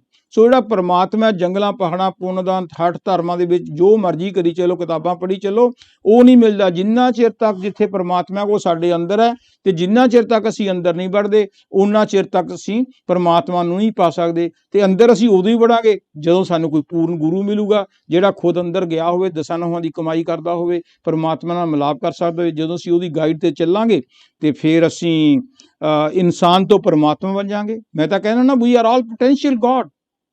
ਅਸੀਂ ਪਰਮਾਤਮਾ, ਸਾਡੀ ਜਿਹੜੀ ਬੱਤੀ ਲਾਈਟ ਹੈ ਨਾ, ਉਹਦੇ ਨਾਲ ਸਾਡਾ ਮਿਲਾਪ ਨਹੀਂ ਹੋਇਆ। ਜਿਵੇਂ ਜੋਤ ਸੇ ਜੋਤ ਜਗਾਤੇ ਚਲੋ, ਜਦੋਂ ਸਾਡੀ ਜਿਹੜੀ ਜੋਤ ਬਾਹਰਲੀ ਜੋਤ ਦੀ ਕਹਿੰਦਾ, ਜਦੋਂ ਅਸੀਂ ਮਿਹਨਤ ਕਰਕੇ ਥਰਡ ਆਈ ਖੋਲ ਲੈਂਦੇ ਹਾਂ ਤਾਂ ਉਸ ਵੇਲੇ ਸਾਨੂੰ ਇੱਕ ਡਿਵਾਈਨ ਲਾਈਟ ਸਾਡੇ ਨਜ਼ਰ ਆਉਂਦੀ ਹੈ। ਉਹਨੂੰ ਬੱਤੀ ਦੀ, ਤੇਲ ਦੀ, ਕਿਸੇ ਦੀ ਲੋੜ ਨਹੀਂ, ਉਹ ਹਮੇਸ਼ਾ ਤੋਂ ਚੱਲਦੀ ਰਹਿੰਦੀ ਹੈ। ਜਦੋਂ ਅਸੀਂ ਉਸ ਬੱਤੀ ਦੇ, ਉਸ ਜੋਤ ਦੇ ਦਰਸ਼ਨ ਕਰ ਲਾਂਗੇ, ਉਹਦੇ ਵਿੱਚੋਂ ਹੀ ਮੈਲੋਡੀ ਪੈਦਾ ਹੁੰਦੀ ਹੈ। ਸੋ ਮੈਲੋਡੀ ਨੂੰ ਪਕੜ ਕੇ ਅਸੀਂ ਉੱਥੇ ਚਲੇ ਜਾਂਦੇ ਜਿੱਥੋਂ ਮੈਲੋਡੀ ਆਈ ਹੈ, ਤੇ ਅਸੀਂ ਪਰਮਾਤਮਾ ਨਾਲ ਮਿਲਾਪ ਕਰ ਲਾਂਗੇ। ਸੋ ਕਹਿਣ ਦਾ ਪਰਪਸ ਇਹ ਹੈ ਕਿ ਪੂਰਨ ਸੰਤਾਂ ਦੀ ਕੰਪਨੀ ਦੇ ਨਾਲ ਜਿਹੜੇ ਅਸੀਂ ਇਨਸਾਨ ਆ, ਵੈਸੇ ਤਾਂ ਇਨਸਾਨ ਤਾਂ ਅਸੀਂ ਹੈ ਵੀ ਨਹੀਂ, ਕੰਮ ਤਾਂ ਇਨਸਾਨ ਵਾਲੇ ਕਰਦੇ ਨਹੀਂ, ਪਸ਼ੂਆਂ ਵਾਲੇ ਕਰਦੇ ਆ, ਚਲੋ ਆਪਣੀ ਟੌਰ ਬਣਾਉਣ ਦੀ ਆਪਾਂ ਆਪਣੇ ਆਪ ਨੂੰ ਇਨਸਾਨ ਕਹਿ ਲੈਂਦੇ ਹਾਂ, ਕਿ ਜਿਹੜੇ ਅਸੀਂ ਇਨਸਾਨ ਆ ਨਾ, ਅਸੀਂ ਭਗਵਾਨ ਬਣ ਸਕਦੇ ਹਾਂ, ਪਰ ਜੇ ਸਾਡਾ ਗੁਰੂ, ਸਾਨੂੰ ਕੋਈ ਕਾਮਲ ਮੁਰਸ਼ਿਦ ਮਿਲ ਜੇ, ਉਹ ਸਾਨੂੰ ਇਨਸਾਨ ਤੋਂ ਭਗਵਾਨ ਬਣਾ ਸਕਦਾ ਹੈ। ਇਹਦੇ ਬਾਰੇ ਕਿਸੇ ਬੰਦੇ ਨੇ ਸਵਾਲ ਪੁੱਛਿਆ ਕਿਸੇ ਪੂਰਨ ਸੰਤ ਮਹਾਤਮਾ ਨੂੰ, ਉਹ ਜੰਗਲਾਂ ਦੇ ਵਿੱਚ ਰਹਿੰਦਾ ਸੀਗਾ। ਉਹ ਕਹਿੰਦਾ ਜੀ ਮੈਂ ਬੜੇ ਸਾਲਾਂ ਤੋਂ ਕੋਸ਼ਿਸ਼ ਕਰ ਰਿਹਾ, ਮੈਨੂੰ ਕਿਸੇ ਸਵਾਲ ਦਾ ਜਵਾਬ ਨਹੀਂ ਮਿਲਦਾ। ਅਖੀਰ ਦੇ ਵਿੱਚ ਮੈਨੂੰ ਕਿਸੇ ਨੇ ਦੱਸਿਆ ਵੀ ਇਸ ਜੰਗਲ ਦੇ ਵਿੱਚ ਇੱਕ ਪੂਰਨ ਸੰਤ ਰਹਿੰਦੇ ਨੇ, ਵੀ ਉਹਨਾਂ ਨੂੰ ਪੁੱਛ ਤੇ ਉਹ ਤੈਨੂੰ ਸਵਾਲ ਦਾ ਜਵਾਬ ਦੇਣਗੇ। ਮੈਂ ਬੜੀ ਕੋਸ਼ਿਸ਼ ਕਰ ਲਈ, ਮੰਦਿਰ 'ਚ, ਗੁਰਦੁਆਰੇ 'ਚ, ਮਸਜਿਦ, ਭਾਈ ਜੀ ਨੂੰ, ਮੰਦਿਰ ਪੰਡਤ ਜੀ ਨੂੰ, ਪ੍ਰੀਸਟਾਂ ਨੂੰ ਮਿਲ ਕੇ, ਕਿ ਮੈਨੂੰ ਦੱਸੋ ਵੀ ਸਾਰੇ ਕਹਿੰਦੇ ਨੇ ਵੀ ਆਰ ਪੋਟੈਂਸ਼ੀਅਲ ਗੋਡ, ਅਸੀਂ ਆਦਮੀ ਤੋਂ, ਆਪਾਂ ਇਨਸਾਨ ਤੋਂ ਪਰਮਾਤਮਾ ਕਿਵੇਂ ਬਣ ਸਕਦੇ ਹਾਂ। ਇਹਦੀ ਗੱਲ ਮੈਨੂੰ ਸਮਝ ਨਹੀਂ ਲੱਗੀ। ਤੇ ਉਹ ਕਿਵੇਂ ਬਣ ਸਕਦੇ? ਉਹ ਪੂਰਨ ਜਿਹੜਾ ਸੰਤ ਹੈ, ਜਿਹੜਾ ਕਹਿੰਦੇ ਨੇ ਉਹਦੀ ਕੰਪਨੀ ਨਾਲ ਅਸੀਂ ਇਨਸਾਨ ਤੋਂ ਭਗਵਾਨ ਬਣ ਸਕਦੇ ਹਾਂ, ਉਹ ਕਿਵੇਂ ਬਣ ਸਕਦੇ ਹਾਂ? ਤੇ ਮੈਂ ਇਹ ਸਵਾਲ ਤੁਹਾਡੇ ਕੋਲ ਲੈ ਕੇ ਆਇਆ। ਮੈਨੂੰ ਪੂਰੀ ਉਮੀਦ ਹੈ ਕਿ ਤੁਸੀਂ ਮੈਨੂੰ ਪੂਰਾ ਸੈਟਿਸਫਾਈ ਕਰੋਗੇ ਕਿ ਪੂਰਨ ਸੰਤ ਜਿਹੜਾ ਹੁੰਦਾ, ਕਾਮਲ ਮੁਰਸ਼ਿਦ ਹੁੰਦਾ, ਉਸ ਦੀ ਕੰਪਨੀ ਦੇ ਨਾਲ, ਉਹਦੀ ਗਾਈਡੈਂਸ ਦੇ ਨਾਲ ਅਸੀਂ ਇਨਸਾਨ ਤੋਂ ਭਗਵਾਨ ਕਿਵੇਂ ਬਣ ਸਕਦੇ ਹਾਂ। ਉਹ ਕਹਿੰਦੇ ਬੇਟਾ ਗੱਲ ਇੰਝ ਹੈ, ਉਹ ਸੰਤ ਆਪਣੀ ਮੈਡੀਟੇਸ਼ਨ ਵੀ ਕਰਦੇ ਹੁੰਦੇ ਸੀ, ਨਾਲ ਉਹ ਜੰਗਲ 'ਚ ਰਹਿ ਕੇ ਜਿਹੜੇ ਪੱਥਰ ਹੁੰਦੇ ਸੀਗੇ ਪਏ, ਉਹਨਾਂ ਨੂੰ ਕੀ ਕਹਿੰਦੇ ਨੇ ਆਪਾਂ, ਤਰਾਸ ਕੇ ਉਹਨਾਂ ਦੀਆਂ ਮੂਰਤੀਆਂ, ਜਿਹੜੀਆਂ ਆਈਡੀਅਲਸ ਮੂਰਤੀਆਂ ਬਣਾਉਂਦੇ ਹੁੰਦੇ ਸੀ। ਜਦੋਂ ਉਹਨੇ ਸਵਾਲ ਕੀਤਾ ਤਾਂ ਉਸ ਵੇਲੇ ਸੰਤਾਂ ਨੇ ਕਿਹਾ, ਬੇਟਾ ਉਹ ਸਾਹਮਣੇ ਜਿਹੜਾ ਵੱਡਾ ਸਾਰਾ ਪੱਥਰ ਪਿਆ ਨਾ, ਉੱਥੇ ਬੈਠ। ਉਹ ਉੱਥੇ ਬੈਠ ਗਿਆ ਵੀ ਸ਼ਾਇਦ ਉੱਥੇ ਬੈਠ ਕੇ ਮੈਨੂੰ ਜਵਾਬ ਦੇਣਗੇ।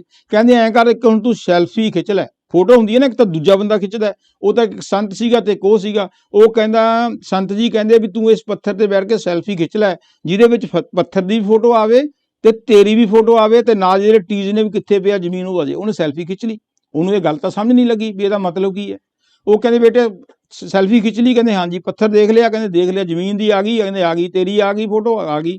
ਦਰਖਤ ਪਿੱਛੇ ਖੜੇ ਨੇ ਉਹਦੀ ਆ ਗਈ? ਆ ਗਈ। ਕਹਿੰਦੇ ਹੁਣ ਇੰਝ ਕਰ, ਚੌਥੇ ਪੰਜਵੇਂ ਦਿਨ ਚੱਲ, ਤੂੰ ਪੰਜਵੇਂ ਦਿਨ ਮੇਰੇ ਕੋਲੇ ਆ ਜੀ, ਤੈਨੂੰ ਮੈਂ ਸਮਝਾਊਂਗਾ ਵੀ ਜਿਹੜਾ ਮੁਰਸ਼ਿਦ ਹੁੰਦਾ, ਸੰਤ ਹੁੰਦਾ, ਉਹ ਕਿਵੇਂ ਸਾਨੂੰ ਇਨਸਾਨ ਤੋਂ ਭਗਵਾਨ ਬਣਾਉਂਦਾ। ਉਹ ਚਲਾ ਗਿਆ।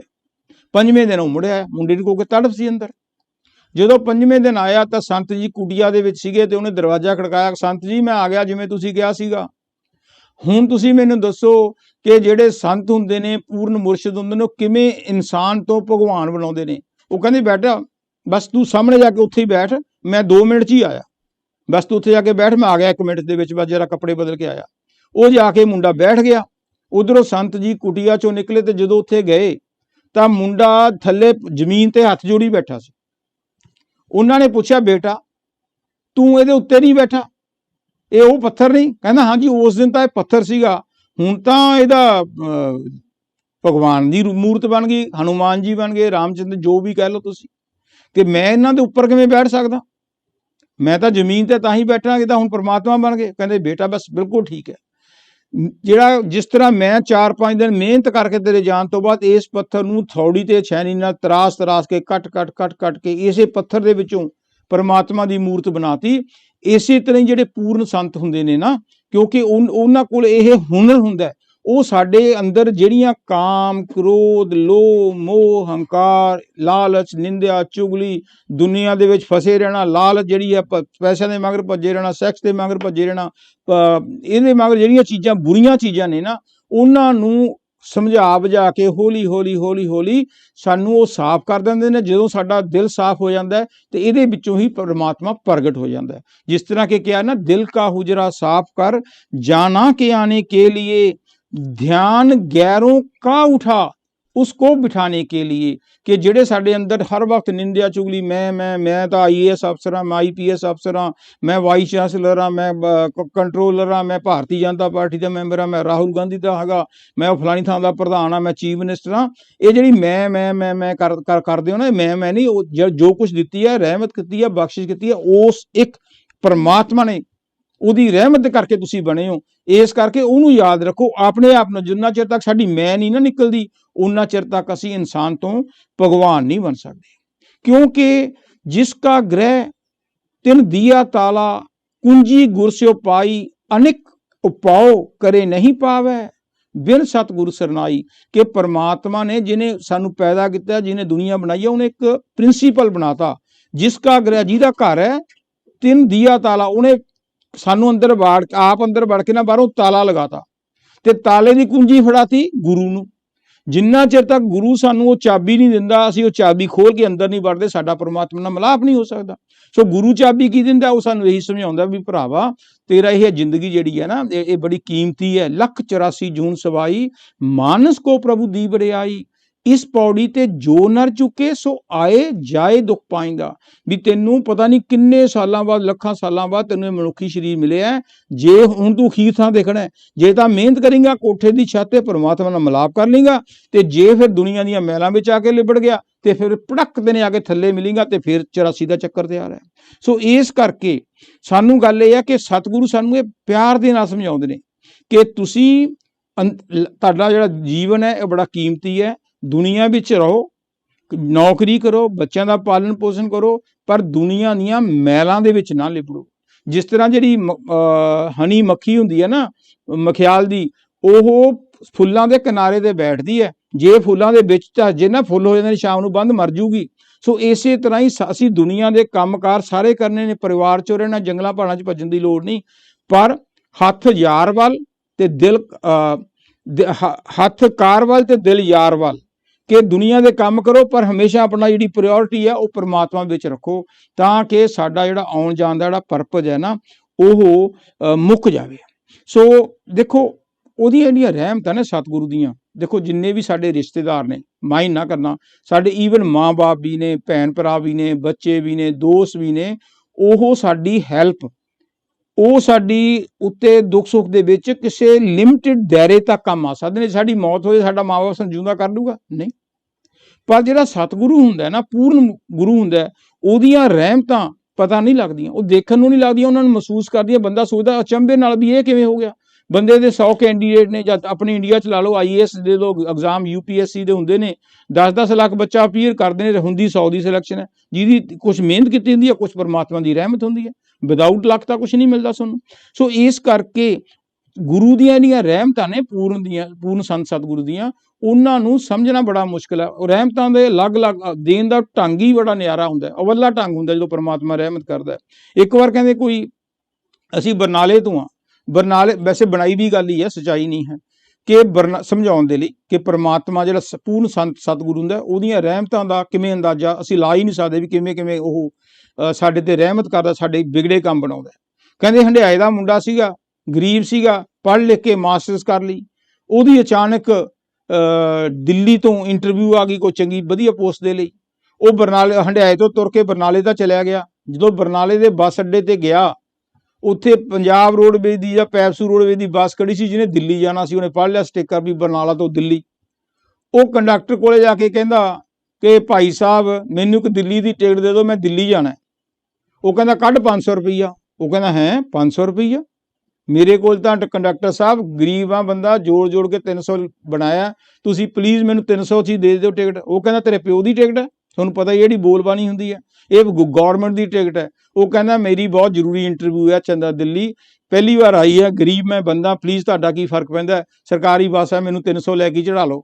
ਉਹ ਕਹਿੰਦਾ ਜੇ ਚੈਕਿੰਗ ਹੋ ਗਈ ਤੇ ਮੈਂ ਨੌਕਰੀ ਤੋਂ ਜਾਊਂਗਾ। ਕਹਿੰਦਾ ਹਟ ਪਿੱਛੇ, ਹੋਰਾਂ ਦੀਆਂ ਟਿਕਟਾਂ ਕੱਟਣ ਦੇ ਕਿੱਥੇ ਬਕਵਾਸ ਜੀ ਕਰੀ ਜਾਂਦਾ। ਜਦੋਂ ਉਹ ਕੰਡਕਟਰ ਨੇ ਝਿੜਕਾਂ ਜਾਂ ਮਾਰੀਆਂ, ਉਹ ਮੁੰਡਾ ਉਦਾਸ ਜਾ ਕੇ ਖੜ ਗਿਆ ਵੀ ਉਹ ਵੀ ਦੇਖੋ ਪਹਿਲੀ ਵਾਰ ਇੰਟਰਵਿਊ ਆਈ ਸੀ, ਹੁਣ ਮੈਂ ਇੰਟਰਵਿਊ ਤੇ ਜਾ ਨਹੀਂ ਸਕਦਾ, ਜੇ ਮੈਂ ਜਾਊਂਗਾ ਹੀ ਨਹੀਂ ਤਾਂ ਮੈਨੂੰ ਨੌਕਰੀ ਕਿਵੇਂ ਮਿਲੂਗੀ। ਉਹ ਬੜਾ ਉਦਾਸ ਜਾ ਕੇ ਖੜਾ ਸੀਗਾ। ਉਹਨੇ ਸਾਹਮਣੇ ਉਹਦੀ ਨਿਗਾਹ ਪਈ ਕਿ ਇੱਕ ਦਰਖਤ ਦੇ ਥੱਲੇ ਕੋਈ ਫਕੀਰ ਬੈਠਾ, ਤੇ ਫਕੀਰ ਨੇ ਵੀ ਉਹਦੀ ਕੰਡਕਟਰ ਦੀ ਗੱਲ ਸੁਣ ਲਈ। ਉਹਨੇ ਕਿਹਾ ਬੇਟਾ ਗੱਲ ਸੁਣ। ਉਹਦੇ ਕੋਲੇ ਚਲਿਆ ਗਿਆ ਫਕੀਰ ਕੋਲੇ। ਕਹਿੰਦੇ ਕੀ ਗੱਲ ਹੋ ਗਈ? ਕਹਿੰਦੇ ਮਹਾਰਾਜ ਮੈਂ ਦਿੱਲੀ ਜਾਣਾ ਸੀਗਾ, ਗਰੀਬ ਬੰਦਾ, ਹੰਡਿਆਏ ਤੋਂ ਤਾਂ ਮੈਂ ਪੈਦਲ ਚੱਲ ਕੇ ਆ ਗਿਆ, ਹੁਣ ਬਰਨਾਲੇ ਤੋਂ ਦਿੱਲੀ ਤਾਂ ਨਹੀਂ ਨਾ ਜਾ ਸਕਦਾ, ਕੱਲ੍ਹ ਨੂੰ ਮੇਰੀ ਇੰਟਰਵਿਊ ਹੈ। ਤੇ ਮੈਂ ਕੰਡਕਟਰ ਨੂੰ ਕਿਹਾ ਵੀ ਟਿਕਟ ਦੇ ਦੇ। ਉਹ ਕਹਿੰਦਾ 500 ਦੀ ਹੈ, ਮੇਰੇ ਕੋਲ ਤਾਂ 300 ਰੁਪਈਆ ਹੈ, ਹੁਣ ਮੈਂ ਇੰਟਰਵਿਊ ਦੇਣੀ ਨਹੀਂ, ਜਾ ਹੀ ਨਹੀਂ, ਜੋ ਦਿੱਲੀ ਨਹੀਂ ਜਾਊਂਗਾ ਇੰਟਰਵਿਊ ਕਿਉਂ ਦਊਂਗਾ, ਤੇ ਮੈਂ ਆਪਣਾ ਗੋਲਡਨ ਚਾਂਸ ਮਿਸ ਕਰ ਲਿਆ। ਉਹ ਸੰਤ ਕਹਿੰਦੇ ਜਾਂ ਫਕੀਰ ਕਹਿੰਦਾ ਬੇਟਾ ਉਹ ਤਾਂ ਗੱਲ ਠੀਕ ਹੈ, ਪਰ ਮੈਂ ਵੀ 2 ਦਿਨ ਤੋਂ ਭੁੱਖਾ, ਚੱਲ ਤੂੰ ਮੈਨੂੰ ਰੋਟੀ ਤਾਂ ਖਿਲਾ ਦੇ। ਹੁਣ ਜੇ ਮੇਰੇ ਵਰਗਾ ਹੁੰਦਾ, ਅਗਲਾ ਕਹਿੰਦਾ ਮੈਂ ਦਿੱਲੀ ਆ ਨਾ, ਹੋਰ ਹੀ ਨਵਾਂ ਟੱਕਰ ਗਿਆ ਬੰਦਾ ਮੰਗਤਾ ਜਾ। मैं टिकट करनी, मेरे को टिकट देने ਲਈ ਪੈਸੇ ਨਹੀਂ ਹੈ, ਕਹਿੰਦਾ ਮੈਨੂੰ ਰੋਟੀ ਖਿਲਾ ਦੇ। ਪਰ ਉਹਨੇ ਕਿਹਾ ਚੱਲ ਕੋਈ ਨਹੀਂ। ਉਹ ਸਾਹਮਣੇ ਰੇਹੜੀ ਖੜੀ ਸੀ, ਉਹਨੇ ਛੋਲੇ ਭਟੂਰੇ ਹੋਰ ਜੋ ਕੁਝ ਲੈਣਾ ਸੀਗਾ 150 ਰੁਪਏ ਦਾ ਲੈ ਕੇ ਉਹ ਸੰਤ ਨੂੰ ਰੋਟੀ ਖਵਾਤੀ। ਜਦੋਂ ਰੋਟੀ ਖਵਾਈ ਕੋਲੇ ਬੈਠਾ ਸੀਗਾ, ਰੋਟੀ ਸੰਤ ਨੇ ਖਾਧੀ ਤੇ ਅੱਖਾਂ ਮੀਚ ਕੇ ਸੰਤ ਕਹਿਣ ਲੱਗਿਆ ਕਿ ਬੇਟਾ ਲੈ ਮੇਰੀ ਤੈਨੂੰ ਇਹ ਯਕੀਨ ਕਰ, परमात्मा तेनू बहुत बड़ा अफसर बनाऊगा ते लोग तेरी जय जयकार करया करनगे, तेरी मानता होगी। वो चुप करके ये गल जो संत बोल रहा सीगा कंडक्टर भी सुन रहा सी, क्योंकि होर तां सवारियां है नहीं सी, विच बह गईयां सी। कंडक्टर ने देखा पता नहीं है की कही जांदा संत कोले, उन्हें बुलाया, कहंदा गल सुनो मुंडिया। मुंडा उठ के चला गया, कहंदा की गल होगी? कहंदा जी गल की होगी, गल कुछ नहीं है। संत भी मैनू कहते पुछया भी काहदे लई है, कहंदा मैं क्या भी कंडक्टर साहब 500 रुपया मंगते ने, मेरे कोल है नहीं सीगा। वो कहंदा चल जे तेरे तू दिल्ली नहीं जाता घट्टो घट्ट मैं तां भुखा, मैनू तां रोटी खवा दे। वो कहंदा वाह वाह जवाना, दिल्ली जाण दे पैसे नहीं होर पैसे खर्च के संत नूं तूं आ फकीर नूं मंगते नूं रोटी खवाई जाना। कहंदा महाराज मैं रोटी कंडक्टर साहब इस करके खवाई है, जे मेरी इच्छा नहीं पूरी हुई घट्टो घट्ट किसी नूं तां सुख शांति मिल जूगी। मैं तां ओहदी खुशी दे लई, चलो मैनू की है, मैनू तां खुशी नहीं मिली, वो तां खुश हो जूगा। ते ओहने जिहड़े मैनू आशीर्वाद दित्ते, मैनू मुफ्त च रोटी खवाउण नाल आशीर्वाद मिल गए। जदों उहने कहा भी मैनू आशीर्वाद मिल गए, आत्मा सब दे विच इक्को जी हुंदी है, वो कंडक्टर अंदरों हिल गया, वाइब्रेशन संत दीयां पहुंच गईयां।